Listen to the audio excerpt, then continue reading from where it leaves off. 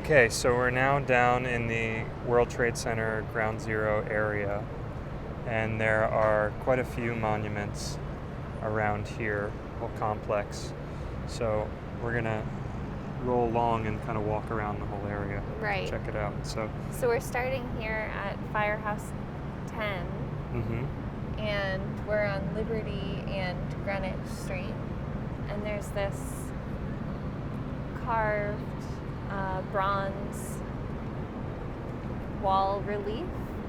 yeah, it's depicting all the various activities that firefighters were participating in during the day. And then it also lists the names of the people that died during that day. Right. So you can see actual firefighting going on. There's some rubble sifting at some certain points. We got the hooks.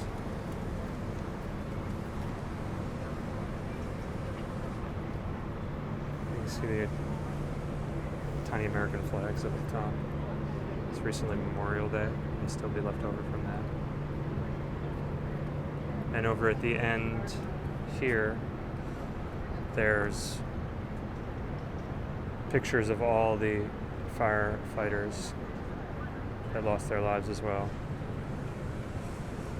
which we were just looking at and kind of noting how, even 20 years, which is both a long time and not a long time, the photos seem like from a different era in some ways. Yeah.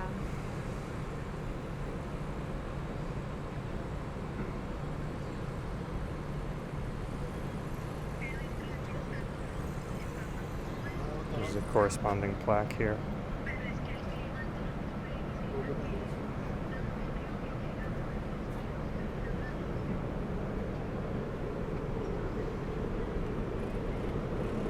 So we'll walk down this way now. There's a park called Liberty Park. And even, it'll be 20 years in September now. And even after all this time, there's still construction that's going on. Yeah. We're looking at the future site of 5 World Trade Center. Right. And this is a depiction of the St. Nicholas Greek Orthodox National Shrine that's just over here. And according to the signage, is expected to be completed, I think, within the year.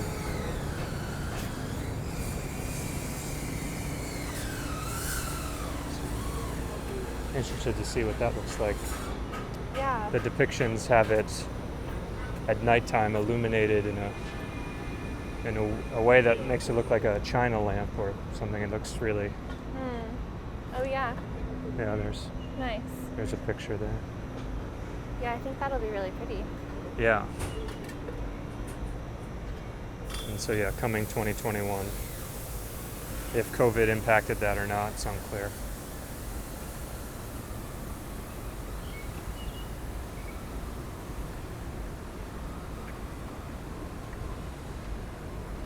It's a very nicely designed park. There's a lot of shade from the buildings.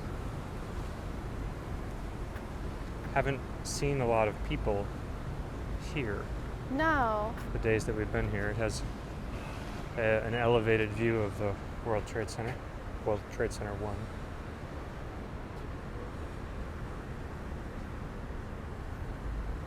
It's very nice.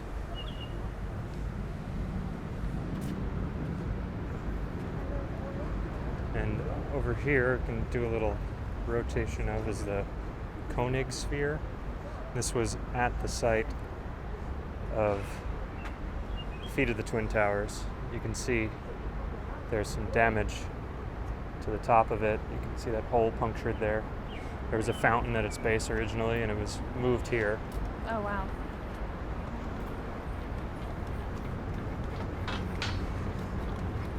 It's an interesting choice to have this really clearly brand new, clean park and then to put the sculpture. It is, I mean, I think I appreciate it. Yeah. But it is sort of, you know, I'm sure that was also a choice that probably took years and discussions, whether or not to include it and then to keep it as is or to restore it. And right. Yeah, I think they made a good decision. Yeah.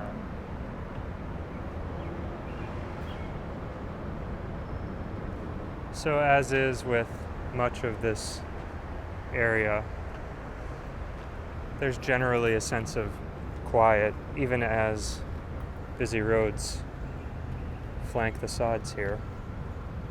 But you can hear a little bit in the distance, maybe not in the microphones, but to the ear, you can hear a little bit of the main Twin Towers Memorial, which we will see shortly, but the waterfall component.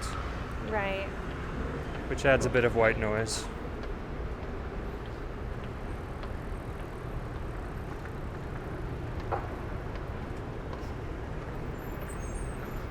Yeah, I actually didn't think about the noise aspect of that memorial, but that is nice having something that is a fairly loud, steady noise creates a sense of quiet and calm, even more so in being in this space where there's still a lot of traffic and yeah, it sets a baseline. Yeah. Let's make a right here.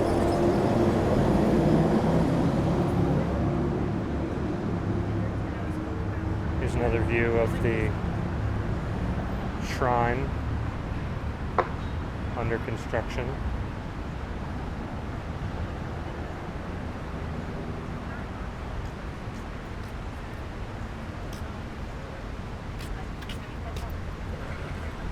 Another one of the World Trade Center buildings up ahead. I'm not sure which numbered one that is.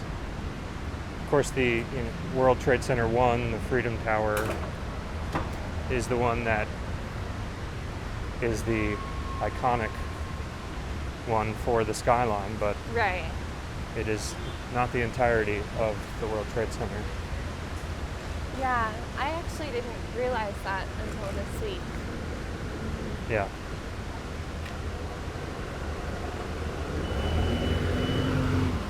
But of course it makes sense. Yeah.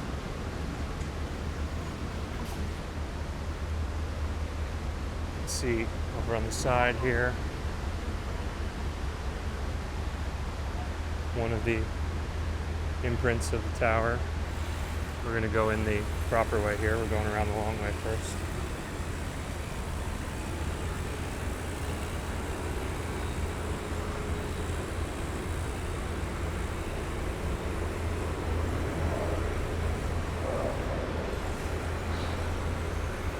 Jesse hadn't been here prior to this week, and I had been just once before. I think it's a combination of it being a difficult thing to come down to, and it also kind of being explicitly for the purpose of coming down here, this neighborhood.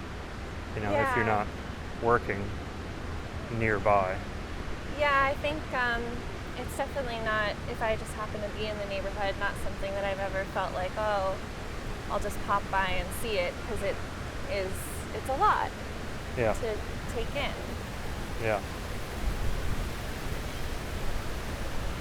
And I think probably people, especially from this area, I would think can relate. I mean, it's been 20 years, but I don't think I've processed it, and I don't know that I ever really will.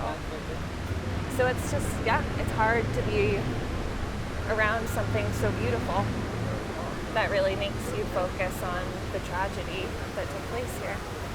Yeah.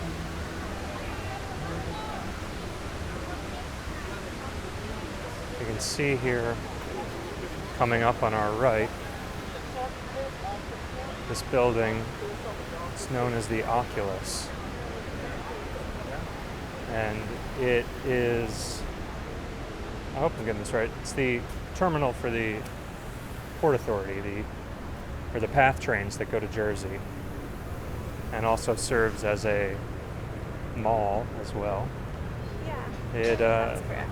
It's a pretty impressive building inside. We're not going to go in for this video. However, we did go in for our 360 video for the week, so we can put a link to that so you can check it out and see. Right. There is, I think, the most impressive part from the inside. I mean, I think from seeing it from the outside here, it's really cool looking and really interesting structure. But from the inside, there's a skylight that frames the One World Trade Center building perfectly. Yeah, you can see it from inside.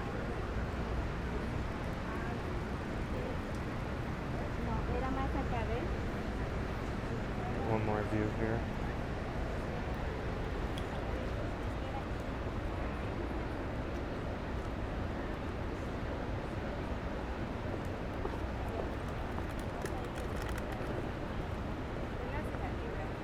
So we need to put on our masks to go inside.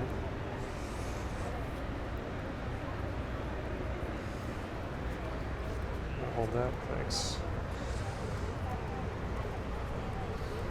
Okay.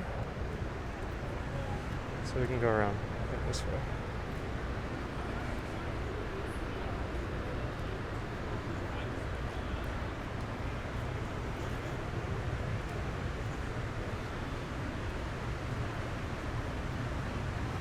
So the monument to the towers incorporates the footprints of the buildings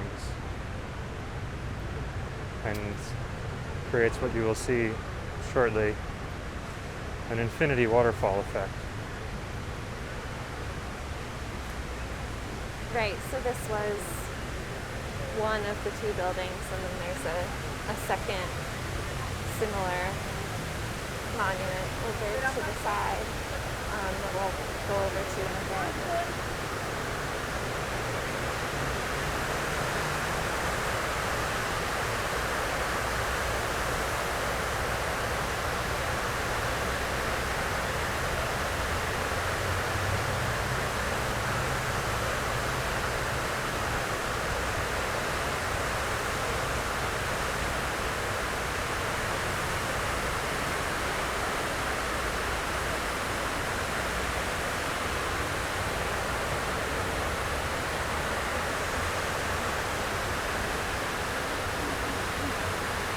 And on the railing here, you can see the names. In this section, it is people that died on 9/11, but it covers people that died on the flights as well, people that died at the Pentagon, people that died on 9/11 in all capacities, be they people that worked here, first responders, firefighters, police officers, and also victims of the 93 bombing are included as well.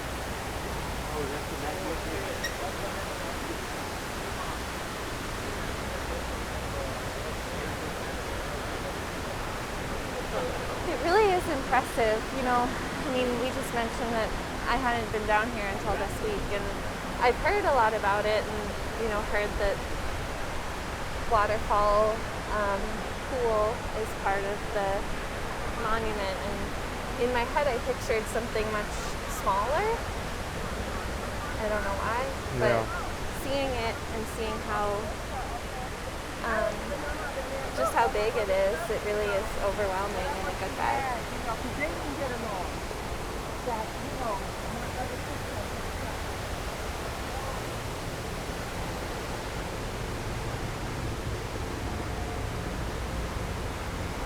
See a lot of seating area as well.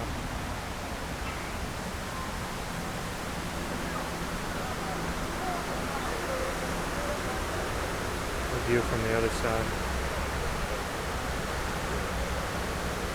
The way the light reflects off of the water is really nice. Yeah. And the idea of the infinite brought about by the idea that you can't see where the water falls to Right. from anywhere at ground level here is a really poetic, thoughtful touch Yeah. in terms of bringing to mind the idea of eternity. Right. Yeah, I don't know much about how this was constructed or who designed it, but it's really impressive in, it's so simple in many ways, but it's just really well done. Yeah.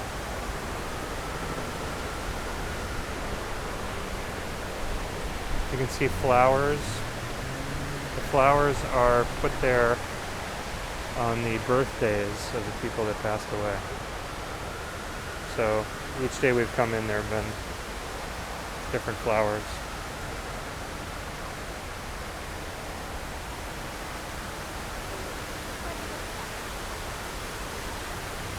And make our way over to the other waterfall.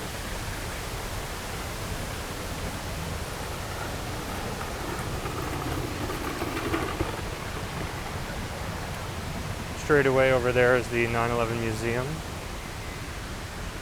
which I have not been to. I've heard it's very well done, but also a very intense experience.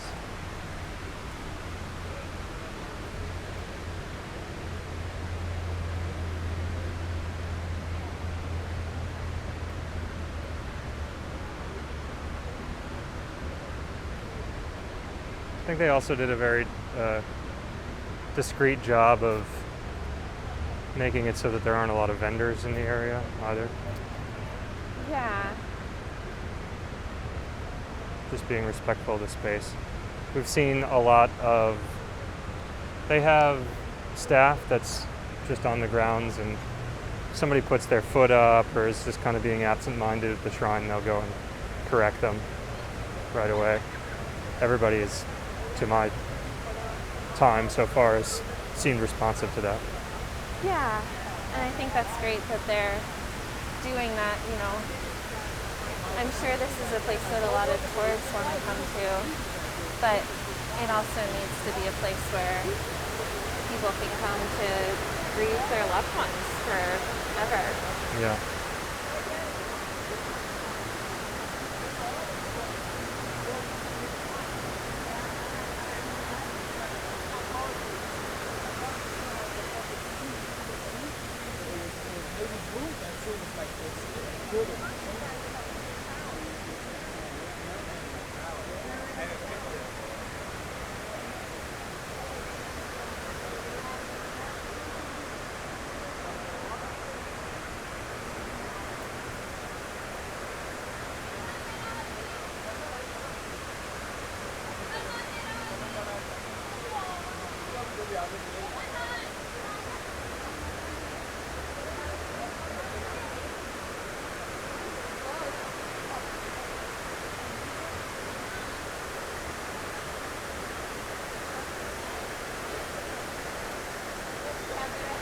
Jesse noted the other day that the spacing of the names is really nice.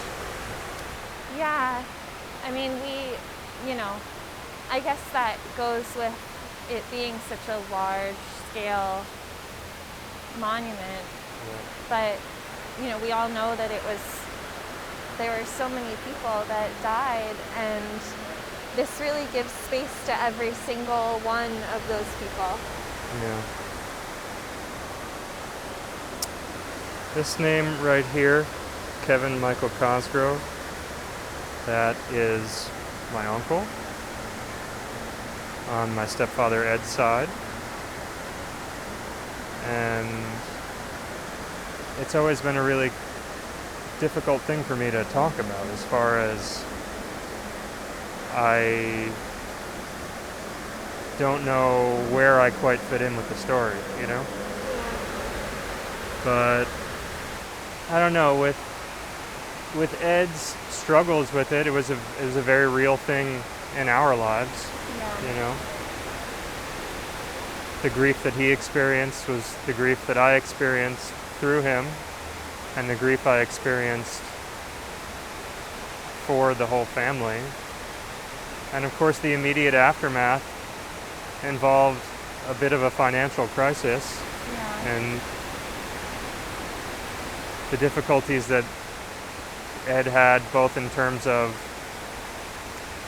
the job, being a recruiter for these financial firms, Yeah. it changed significantly, and the mental pain of having to come only a couple blocks away from where that happened Right. changed his life and changed, my life and my mother's life and all our lives, But, and then in addition to that, Kevin's story is particularly complicated insofar as he was able to get a phone call out, which was not common. Right. And as a consequence, that phone call has had both legal resonance, as his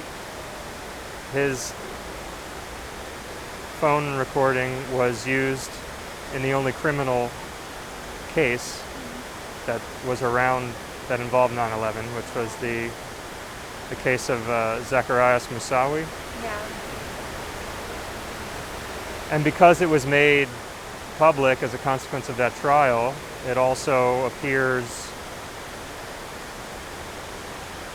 in movies. It appears on the internet. I recall in 2004 or 5, pre-YouTube, there was a website called eBombs World, which some people might be familiar with. And Right. I remember that's where you used to go for videos. And there was a video of that audio, and it was represented by a thumbnail, which was a picture of Kevin at my parents' wedding, which Wow. I'm sure had been scraped from some other internet source to use. And Right. just to have that kind of randomly appear in my internet, navigations, and there have been subsequent instances where that has happened. Yeah. Was- That seems like it must have been striking to have that happen. It was Something very that- surreal and unusual.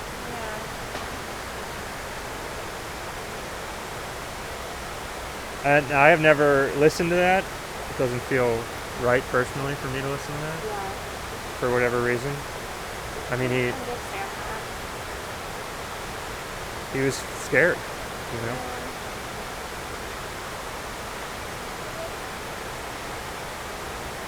So I don't know. I mean, that's the extent, more or less, of my experience with it. It's not the most intimate of experiences, but that's relative to, Kevin being my dad or something. It still was a very troubling, impactful, painful experience for me Yeah. and people that I love very much. Well, you were involved, with your own grief over someone that you knew and cared for, and I'm sure he cared for you as well. And Yeah. then, you were surrounded by people who knew him even more, and there's always those layers when a family member passes away, but I think this particular way of passing is just so much more complicated. Yeah. There's just so many layers to this. And I'm sure everyone's experience is really different too. Yeah.